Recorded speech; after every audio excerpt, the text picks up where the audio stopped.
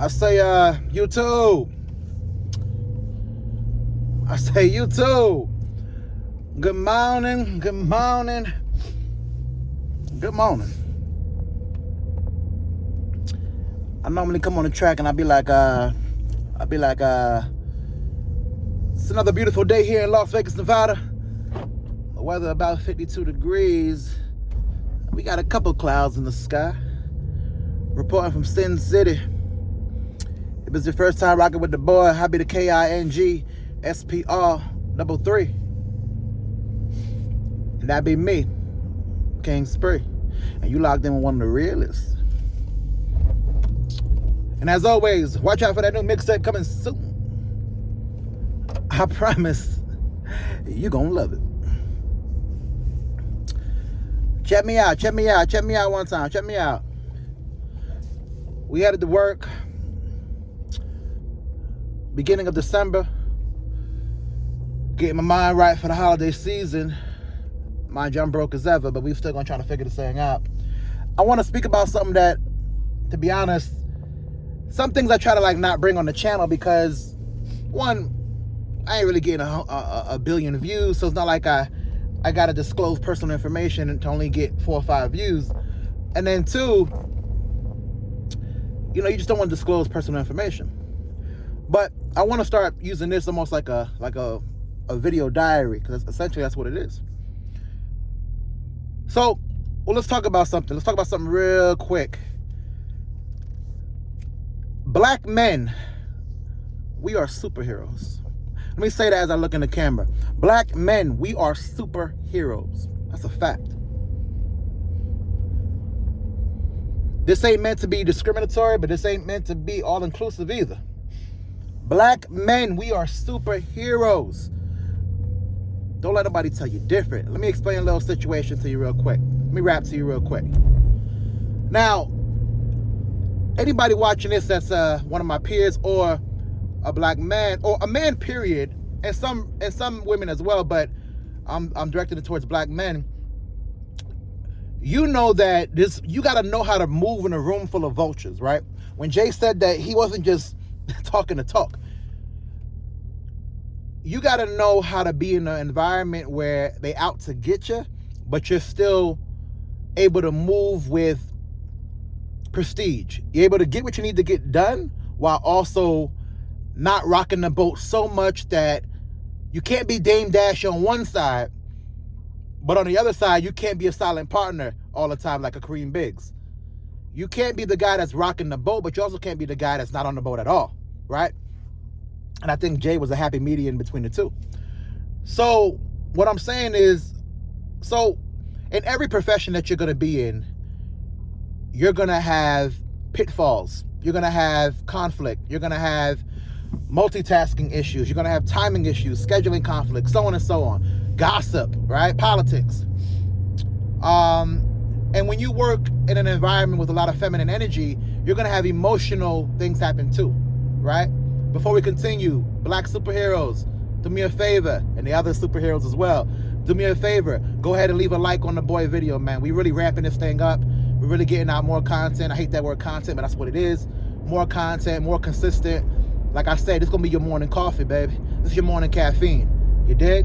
Go ahead and give me a like on the video, subscribe to the channel. Go ahead and make sure that notification bell is on. I ain't got nothing on the screen to tell you to do that, man. I'm just using my little phone. Y'all go ahead and figure it out. Y'all know how to do it. Y'all smart. Y'all loyal. And go ahead and leave some comments down in the comment section, please. I appreciate the ones that do it for me. And keep rocking with the boy, man. Welcome to the kingship. So, you're going to have pitfalls. You're going to have emotional distress, all that stuff. When you're working in an environment with feminine energy, you're going to have a lot of emotional situations, right? You're going to have people come in and crying, literally. You're going to have people having a bad day for whatever reason. You're going to have a lot of things. And sometimes, not all the times, because I know, the knuckleheads don't listen. Not all the times, but sometimes some people that come to your work environment, they're unable to separate what's going on at home from work life, right? So let's take a situation that happened to me yesterday, actually. So I try to make my managers or my superiors' jobs when it comes to me as easy as possible, man. I really try to go under the radar. As a black man, I'm gonna keep it 100 with you. I almost feel like I ain't supposed to be here. And I'm not no success story, but what I'm saying is like, and y'all probably could feel me, where it's like, yeah, we went to school, yeah, we fit all the qualifications, man, but the first time there's a discrepancy, I always feel like they're gonna lean the other way with it. You know what I mean? I always feel like they're gonna take the other side with it. So I never want to put them in a situation where they have to even choose. So I try to go straight and narrow so there's no issues, right? I make sure the paperwork on the car is good, so when I get pulled over, there ain't no issues. I make sure I be seeing people in Vegas ride around with plates that like, sometimes no plates, or their plates are damn near a year old. I can't take that risk. I get pulled over, I don't know what's gonna happen. I really don't. I'm not just saying that because it sounds cool. I really don't know what's gonna happen. I'll be scared out of my mind. And I've had cops pull a gun on me before. So I know that, and that was before there was like all this going on with social media and knowing about it, right? It's always been going on. What Jay said, been happening in Manhattan, facts. So as a result, like I move with caution, or I try to move with caution, and I'm mindful of everything that's around me. And as black kings and as black superheroes, a lot of y'all are the same way. So there be times like you be at work or you be at a spot where they don't really know you like that, and somebody might outright try you, say something crazy to you, something they might not think is crazy, but it's crazy. And you just got to stand there and be like, huh, you got it. Not because you soft, not because you ain't about that life, but because you know there's no winning this situation. You got to make a choice day in and day out. Do I be the me that wants my respect? Or do I take a step back and be like, you know what, man, in this case, it's not even worth it, right? So a lot of times we take steps back because we don't want to be put in a situation where they got to choose, because I always feel like they're going to choose the other side. You understand what I'm saying? So I reach out to my superior and I'm like, or my manager, and I'm like, yo, listen, I got an appointment I have to go to at a certain time. It was the only spot I could get into. Could I have a shorter day, right? So my manager's great when it comes to those things. Like I never have a problem. So when I come on the day which is yesterday, I look at my schedule. My schedule's full day, not a shorter day. Now this is gonna make it tough because I need to be out by a certain time. But my manager wasn't feeling well. And not to mention not feeling well, it looked like a real stressful environment. So me as a black superhero, what I did was, and what I always do, I said I'll figure it out myself so that I don't gotta put no stress on nobody.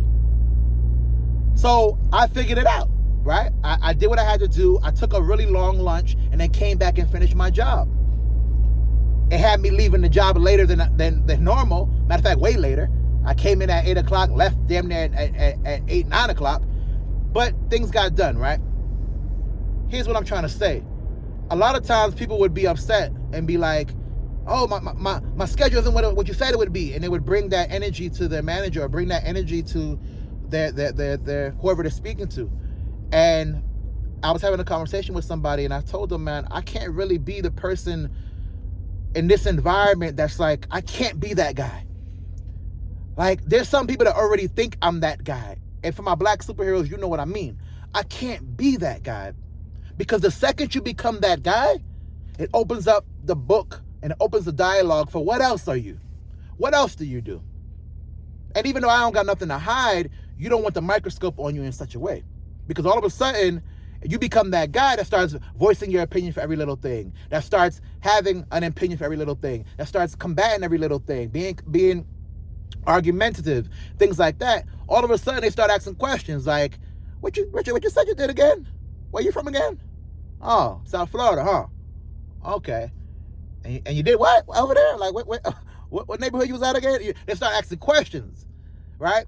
And though I have nothing to hide, you could research me, I'm good to go. I do understand for the people that might be like, yo, listen, that was my past. I lived the life. Now I'm here and I'm trying to do the best I can.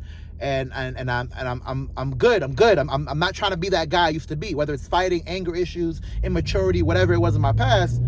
But if you put yourself in a situation where they have to start asking questions, now some would call it being a coon. No, I'm not talking about being a coon. I'm not talking about acting the way that they want you to act or how they think you should act. I ain't talking about no Stephen A. Smith stuff.